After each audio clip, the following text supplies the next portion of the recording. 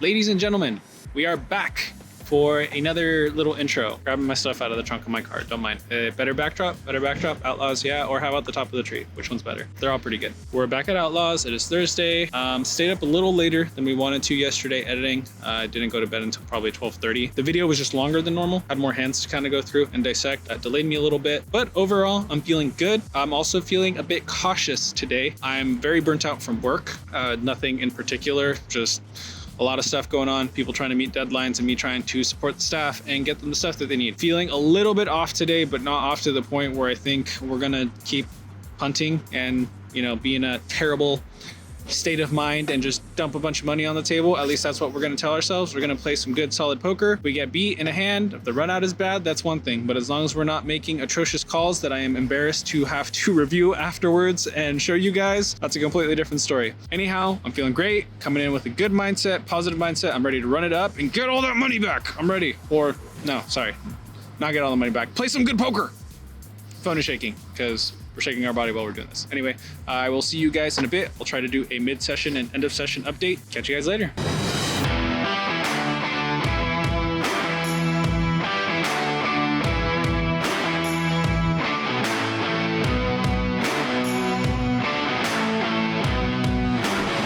All right, ladies and gentlemen, we are buying in for our typical $300, but as we were getting set up for this session, we already played a $100 bomb pot and lost. 200 left in our stack. Let's see if we can make anything happen. We are in the small blind with ace 4 suited. See an open to $10 with 2 callers, a raise to $40, and I think this is a pretty standard fold. We're only playing about 65 big blinds deep currently, and ace 4 suited is just not a strong enough hand to be calling a $40 raise pre-flop. If we were deeper, it would be fine, but in this instance, I think it is a fold. So naturally, we call. Already not sticking to our game plan of playing solid poker and playing cautiously. We get 2 callers behind, so we got a good sized pot brewing already, $173 in the middle, and we go to this flop, which comes ace 9 10 with 2 clubs. We have top pair and a backdoor flush draw. Unfortunately, our kicker is not great, so I have no idea if our pair is good. I go ahead and put in a check, and to my surprise, the action checks all the way around, so I'm feeling a lot better about our pair of aces now. But to make things even better, we hit an 8 of hearts on the turn, which now gives us the nut flush draw along with our pair. I decide to go all in for 145. Shelby goes all in right behind us for 270, which is a bit concerning. He could have us crashed with 2 pairs, something like 8-9, 9-10, maybe even ace 9 or ace 10, but I think he would have bet that on the flop. But with how wet this board is, he could also just have 2 clubs, a hand like jack 10 that has a pair plus an open-ended straight draw or anything of that sort. And even if he does have a hand like 2 pair, we still have outs to the flush. Body folded immediately, but the button has been tanking for about a minute now, which leads me to believe that we have him beat, but I really hope he isn't holding our heart outs. Eventually, he does decide to put in the call. We're off to the river 3 ways with 6-0-8 in the middle, and it comes the queen of diamonds. We get shown pocket jacks and 7 deuce of hearts. The button takes this down with a straight. Probably should have folded pre, but otherwise happy with how we played that on the flop and turn. At this point, we no longer have chips, so obviously if we want to continue playing poker, we're going to need more. So I decide to add on for $800. Let's see if we can make anything happen. For this next hand, we look down at pocket tens. There's an open to $10 by under the gun. I decide to bump it up to 40. We get a couple folds. The small blind calls the 40, and under the gun wants to come along as well. Going 3 ways to this flop with 123 in the middle, and the board runs out jack 8 deuce rainbow. Both villains check it over to us, so I think a C bet is in order. A jack is definitely within our range, and it's possible that we have the best hand here with a pair of tens if neither of our opponents hit the jack. Go with a half pot size bet of $60 here, and after we get called by both the small blind and under the gun, I no longer think our pair of tens is good, so I'm pretty much just going to wave the white flag here and try to get to showdown as cheap as possible. 303 in the middle as we go to this turn, which is the 10 of spades. Great card for us, but what's not great is seeing the small blind go all in for 751 and then watching under the gun put in the call. Now a little bit of context, under the gun is an older gentleman. I've seen him make some big calls in the past thinking that he had a straight, but then when he got to showdown and flipped flipped his hand over. He had just misread his hand. It was close to a straight, but it actually wasn't. Or he thought he had a flush with 3 spades, but there was only 2 spades and 1 club on the board. You get the idea. In this instance, he called the first player's bet, didn't realize that the first player had gone all in, but had already said call, so he's effectively all in. He disagreed initially, but then after the dealer explained it, he said okay. So in my head, there's no way that we're behind under the gun. All we have to do is figure out if we're ahead of the small blind. He checked the flop initially, but called our $60 bet. This 10 of spades brings in 2 different draws. But do we really think our opponent called $60 on the flop to chase a gutter ball? Probably not. I think it's far more likely that our opponent has a hand like 8-9, 9-10, 9-jack, some sort of pair and draw that just wants to take down the pot and doesn't necessarily want callers. Or he could have turned 2 pair with a hand like Jack 10 suited or 8-10 suited. At some frequency, he is going to have sets here, but I think we would have heard from him on the flop if he had a set of 8s or deuces. And we have those 2 hands crushed. The only hand we're really worried about is a set of jacks. But all the other hands that we're putting him on, I think we have in really rough shape. So I do end up calling this all in. Fadi immediately asks me if we're already there, which is a pretty good sign. The 4 of spades hits the river. And ladies and gentlemen, for those of you that are a little less privy to poker information, if your opponent is in the middle of finishing a scrumptious bite of their dinner and they sit up straight in their seat, grab their cards, getting ready to flip them over, take another good look at those chips in the middle and kiss them goodbye, because you can bet your buns those are going to be pushed to that player and not you. Fadi shows us ace-8 of spades for the river nut flush. Our read was spot on. Our opponent had a pair with a draw, albeit the draw we thought he was on was a bit off, but we got the money in good. Unfortunately, we could not hold this time. Didn't get left with very many chips after that hand. We did have Fadi covered, but it wasn't by much, so we had to add on for another $1,000. $10 button straddle is on by yours truly. We get 2 limpers and then a raise to $30 by the cutoff. The action gets over to me, and I decide to get a little bit aggressive here and bump it up to 80 bucks. The plan is to barrel a couple streets if we need to, depending on the board, and an 8-6-8 board is an absolutely phenomenal board for me. The hijack decides to take the betting lead here and fires out for 75. The cutoff gets out of the way, and with this sizing, it feels like our opponent is just taking a stab at this board, assuming that if we didn't hit any piece of this, we're just going to throw our hand away. I debate raising for a moment, trying to rep an overpair, but on the off chance that our opponent does have an 8 here, I don't want to put any more money in the middle. If we just call here, he's going to slow down on the turn if he has air, and if he has an 8, he's going to continue firing. So we do put in the call for $75. We go to this turn, which brings in the 3 of hearts. Our opponent thinks for a moment, but checks it over to us. And at this point, I think it's a mandatory bet on our part. We need to bet big enough that our opponent folds any ace highs and middling pocket pairs, but small enough that we can get away from it if our opponent is just sandbagging here with an 8. $215 seems like a good size to me.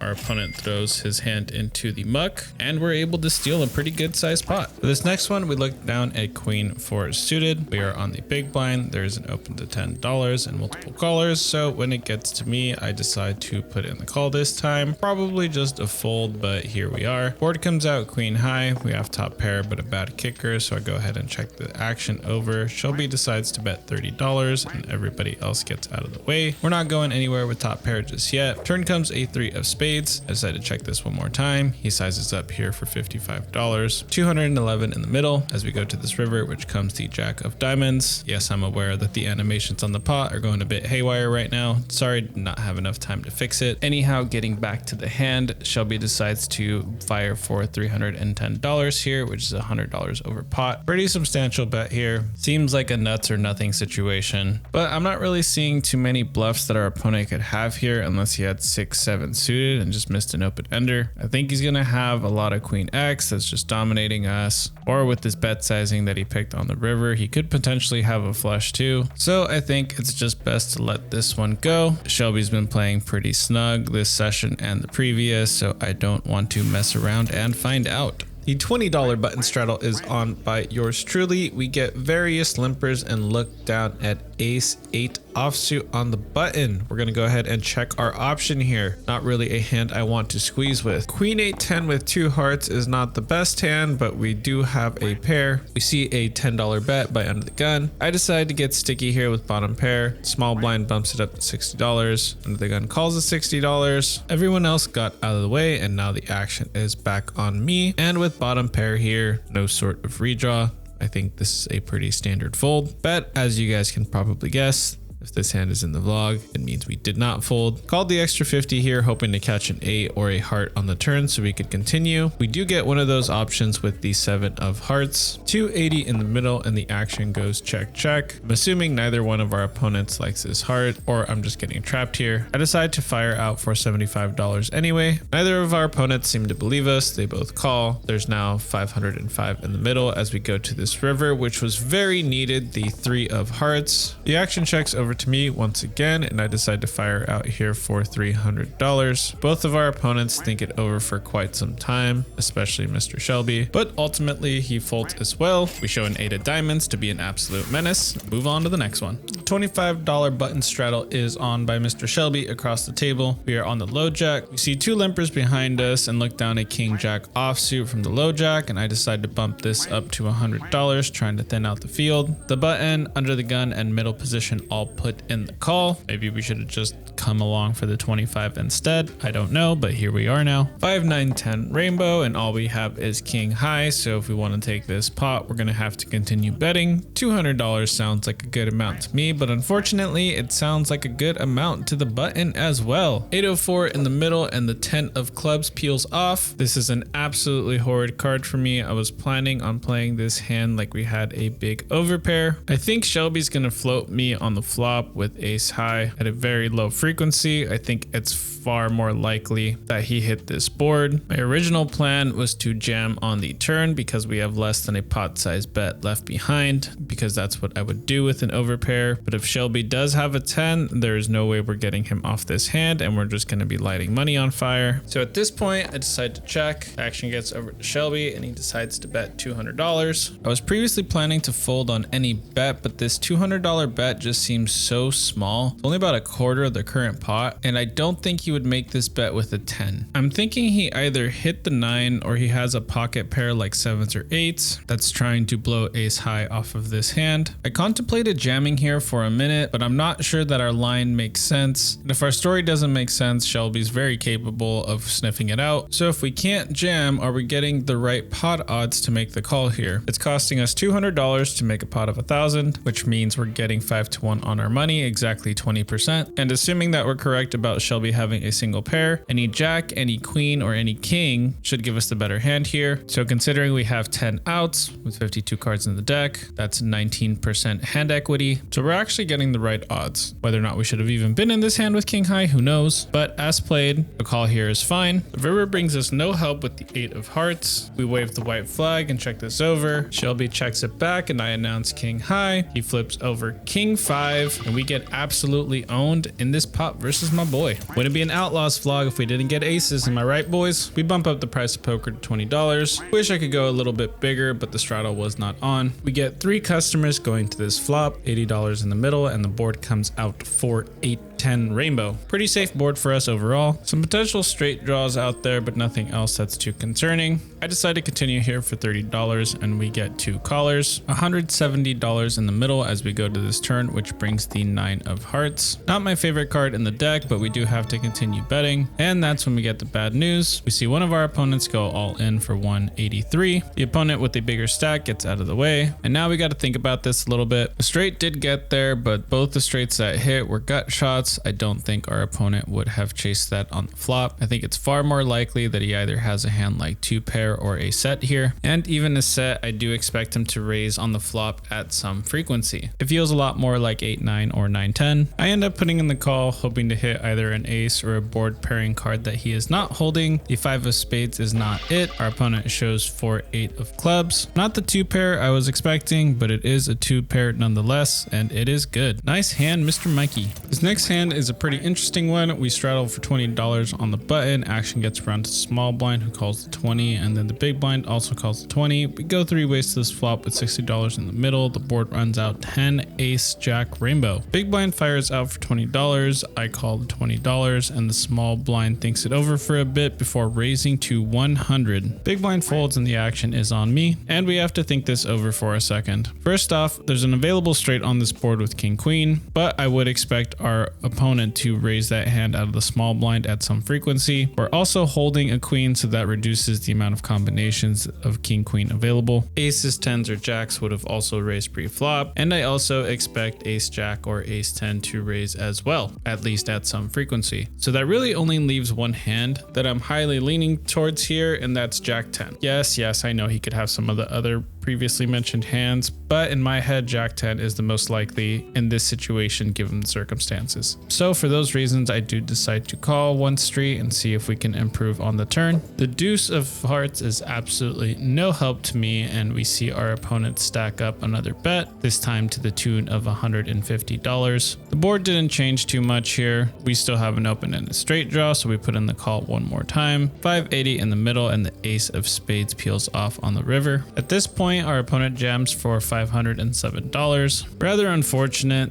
sequence of events. Not hitting sucks, but our opponent going all in here sucks even more because now we can't jam. And I am now convinced that he does not have the nuts straight. Otherwise, I don't see why he would have jammed on this river. Seems a tad dangerous on a paired board. But either way, all I have is queen high. So obviously we can't call here. We're losing to literally any pair. So we just let this one go. After that last hand, we saw a couple of boards, but missed everything. For this hand, there is a $15 straddle, an open to 30 by the end of the gun player. We look down at ace 2 suited and say, hey, what the hell? This hand is good enough. Let's go all in and isolate with under the gun here. So we jam 193 in the middle. Everybody else folds, and under the gun puts in the call as expected. 405 in the middle as we go to this board run out, which comes jack 4 ace. We have top pair and a backdoor flush draw. The 4 of hearts on the turn doesn't change too much, but it does pair the board now. River brings us a queen of clubs, holding 2 pair with a queen kicker, but our opponent has ace king, so he has this out kicked. And sadly for us, that is good. I'm not sure if you guys were aware, but you need chips to play poker, so we had to add on for some more because we were out at this point. Throw $1,000 on the table to continue playing. It was in the middle of a PLO bomb pot. We looked down at 10, 7, 6, 6. Ended up flopping a set. So we put 100 in the middle, which is the cap for this PLO bomb pot. Got a bunch of callers and the pot is huge, but unfortunately somebody hit a straight, so our set is no good. For this next hand, we look down at pocket kings and raise it up to $25. We end up getting 2 customers this time, which is impressive considering we're short-handed at the moment. We go to this flop, which is absolutely atrocious. Queen, jack, 10 with 2 spades. We're losing to a lot of potential 2 pairs on this board, but we have to keep firing here. I continue for $30 and we get 1 caller, 135 in the middle, and the turn comes a queen of hearts. And continue firing here for $60. Don't want to play too big of a pot, so I'm keeping the bet sizes pretty small. And then the ace of diamonds on the river gives us a straight. I check this over to the villain with the intentions of calling a reasonable size bet, but I'm also happy to just get to showdown. Our opponent checks it back. We show our straight. He shows queen 5 for trips. And by some sort of miracle, we happen to be good here. Nice to finally see a pot going our way. For this next one, we are in the small blind with 6, 7 of clubs. We see an open to $10 and most of the table calls, so obviously we're going to come along for the ride as well. 6 players involved, so there's $60 in the middle as we go to this board run out, which comes 2, 5, 3 with 1 club. We put in a check here. We don't have too much going on this board besides a gut shot and a backdoor flush draw. We see a $25 bet and 2 callers. And I decided to get sticky here and see if we can drill that miracle 4. But the 8 of spades is definitely not a 4. It does, however, give us an open-ended straight draw now. So when we see a $55 bet, we are not going anywhere. 270 in the middle, and the river is a 10 of clubs. I contemplate bluffing at this board to try and steal it. Only issue with that is this was a multi-way pot, and all I did was check call the flop and the turn. The 8 and the 10 didn't really change the board texture compared to what was on the flop either, so these aren't really good cards for us to bluff on. So we do give up and just check this over. Shelby decides to fire out here for 165. We're obviously folding, but he is nice enough to show us that he flopped a straight with ace 4 of spades and then turned the nut flush draw on top of it. Definitely wasn't getting him off of that. If 6, 7 of clubs couldn't do it for us, maybe 8, 9 of clubs can do it instead. There's a $6 button straddle with 1 limper. I bumped it up to 20 and we got 2 callers. Should be 67 in the pot, but 60 is close enough as we go to this board, which comes out 7, 9, 10. Pretty good flop for us. We have middle pair and an open-ended straight draw and a backdoor club draw. So I think a bet is in order. I decide to fire here for 25 bucks, little under half pot. Shelby puts in the call and the third villain gets out of the way. 110 in the middle, and we see an absolutely phenomenal turn card. It is the 9 of hearts. Not the one I was thinking of, but a great card nonetheless. I decide to fire here for 75 bucks. Shelby thinks about it for a brief moment, but does put in the call, and then the river brings a 5 of clubs, a brick for all intents and purposes, and it doesn't really change the run out. If Shelby had top pair on this board, I don't think he's going to go anywhere, and if he has a hand like queen jack, I don't think he's going to call any bet sizing on the river. So I'm gonna go pretty big here. I decided to go with a pot size bet of 275. Shelby thinks it over for a while, but ultimately does put in the call. We flip over our hand and we are good. $800 pot coming our way, with 400 of that being profit. Let's keep these chips coming in the right direction. All right, this next hand is nothing short of absolute madness. I decide to call in the dark for $15. The cutoff calls, the small blind calls, and the big blind calls as well. The button, who straddled for 15, decides to bump it up to $50. Small blind gets out of the way, big blind calls. I call after looking down a king 9 suited, and then the cutoff decides to go all in for 169. The button then calls, the big blind then calls, and at this point we're closing the action and we cannot fold now. The pot odds are just too sweet. 676 in the middle as we go to this flop with 3 players left remaining to act. Board comes out king queen 4 with 2 diamonds. This is a pretty wet board. A couple different straight draws available along with a flush draw, but considering the big blind and myself just limp called, I highly doubt he has a hand that is beating us unless he's holding exactly pocket fours here. So I can't go anywhere with top pair. I decide to call the 200, and when the action gets back over to the button, he can't help but laugh. He takes some time to think over the decision, but it does not look like he wants to continue, and eventually he does return his cards to the dealer. Off to the turn with a $400 side pot, which brings us the ace of hearts. Our opponent tanks for a moment, but eventually puts in a check, and at this point I'm taking it as the green light to put in a big chunky bet. If he had the ace of diamonds and was on the nut flush draw, he definitely would have bet this turn card, so I think our king is still good, at least against the big blind, but I'm expecting to lose the main pot to the cutoff now. This board is much better for his shoving range than it is our calling range, and obviously you guys can see what my hand is, so we know we're no good against an ace or a lot of Broadway combinations. So I decided to go really big to start building up the side pot here with this $400 bet. Our opponent went into the tank for quite a long time, so I expect that our king is good here, and eventually he does end up making the call. The side pot is now absolutely massive and bigger than the main. We're off to the river with $1,200 in our side pot, which brings us the 4 of spades. At this point, our opponent goes all in for 251 here, and now I'm just confused. I was convinced our opponent had a flush draw based on how long he was tanking on the turn. Now I'm not sure, but we begrudgingly flake in the call because it is far too cheap. Our opponent announces that we are good. We show our king. He did in fact have a missed flush draw, so we're good for the side pot, but the all-in player had ace 10 and he's going to be taking the main. All right, ladies and gentlemen, that's going to wrap it up for this session, but of course we cannot close without doing a little PLO flip to end the night. Nobody on the table really wanted to do this with us, so Aaron and I did a $200 flip on our own.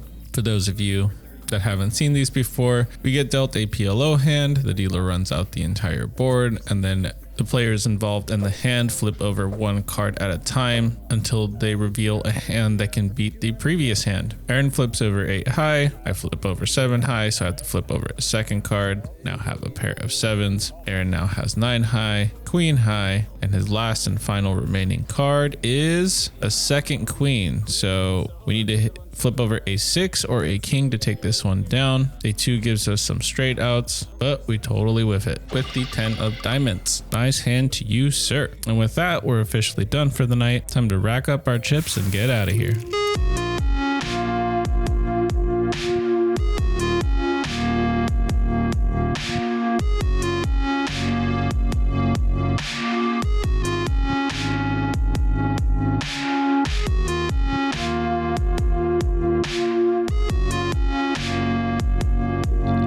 All right, ladies and gentlemen, that wraps it up for this one. Let's go over the session stats very quickly. We were in for a total of $3,100 this session, out for $2,070 after tips and tax, which brings us to a grand total loss of $1,030. Rough start to the month. Rough start. I'm not sure if this is the first or second session that we had. Yep, it's our only session for March. So these are in fact the stats. Not moving in the right direction as far as our 5K a month goal. Trying to get a little demoralized, guys. Honestly, I thought it was going to be not that hard. Honestly, it'd probably be a lot easier if we were traveling a little bit more and playing in other places too, and not just playing our action crazy Thursday game, because it's going to be very big swings in one direction or another. As of late, it looks like I've been on a downswing in our Thursday game. Still a great time. Still love playing it, but yeah, really need to dial it in a little bit. But we'll see how things go moving forward. Thank you guys for stopping by, checking out the vlog as per usual. I appreciate it. Make sure to like, comment, and subscribe if you have not already. And I will see you guys next week. Peace.